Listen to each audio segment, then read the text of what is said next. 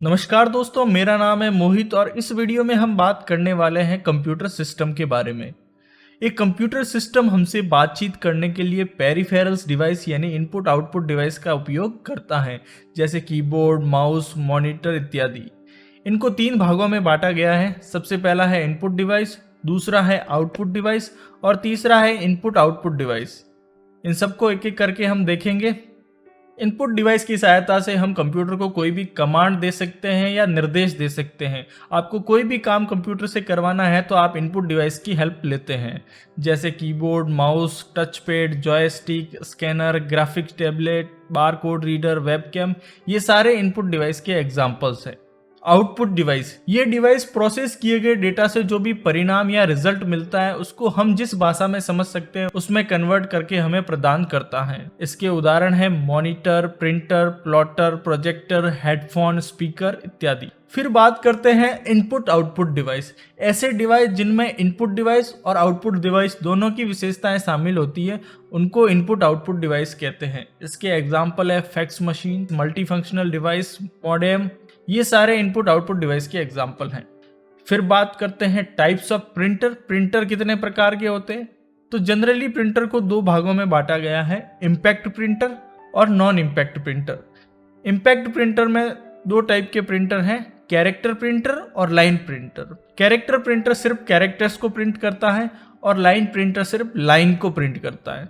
Number 2 पर आते हैं नॉन इम्पैक्ट प्रिंटर, जिसमें सबसे पहला एग्जांपल है इंकजेट प्रिंटर का।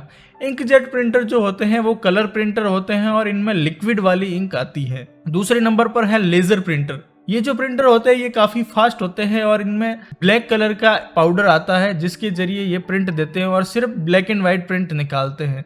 नंबर 3 पे आता है थर्मल प्रिंटर, जो बिलिंग वगैरह के लिए काम में लिए जाते हैं। एक कंप्यूटर के कुल 5 भाग होते हैं, जिनमें सबसे पहला है पीपल यानी हम कंप्यूटर को चलाने वाले। दूसरा प्रोसीजर, कंप्यूटर को चलाने का प्रोसीजर। तीसरे नंबर पर आते हैं सॉफ्टवेयर। किसी भी कंप्यूटर को चलाने के लिए सॉफ्टवेयर की बहुत ज़्यादा ज़रूरत होती है और हार्डवेयर के बिना कंप्यूटर का कोई वजूद ही नहीं होता। और डेटा जिनको हमें कंप्यूटर से प्रोसेस करवाना है। फिर बात करते हैं प्रोसेसिंग डिवाइस के बारे में। यह इनपुट डिवाइस से जो भी डेटा प्राप्त होता है उसको प्रोसेस करने का काम करता है, पूरा करने का काम करता है। इसी पर कंप्यूटर की स्पीड निर्भर करती है। जितना अच्छा आपका प्रोसेसर होगा उतना ही फास्ट आपका कंप्यूटर काम करेगा। इसके एग्जाम्पल है CPU central processing unit, GPU graphics processing unit और मदरबोर्ड। ये तीनों प्रोसेसिंग डिवाइस के एग्जाम्पल हैं। एक सिस्टम यूनिट को तैयार होने में निम्न डिवाइस की जरूरत पड़ती है। सबसे पहला है मदरबोर्ड, जिससे सारे कंपोनेंट जुड़े होते हैं। फिर आता है सीपीयू, जो कंप्यूटर के डेटा को प्रोसेस करने में काम आता है। तीसरा रैम, जहां पर हमारी सारी टास्किंग होती है। 4 नंबर पर आता है पावर सप्लाई, ये पूरे कैबिनेट में पावर को सप्लाई करता है। नंबर 5 पे आता है हार्ड डिस्क। इसकी जगह आप एसएसडी का भी इस्तेमाल कर सकते हो, जो कि अभी काफ़ी फास्ट होती है। फिर आता है जीपीयू ग्राफिक प्रोसेसिंग यूनिट, ये आपके वीडियो की क्वालिटी को बढ़ा देता है। और नंबर 7 पे आता है डीवीडी राइटर, जिसमें आप डीवीडी या सीडी को लगा सकते हैं। और नंबर 8 पे आता है कैबिनेट, जिसके अंदर ये सारे डिवाइस फिट होते हैं। Computer memory. कंप्यूटर मेमोरी हमारे दिमाग की तरह ही होती है।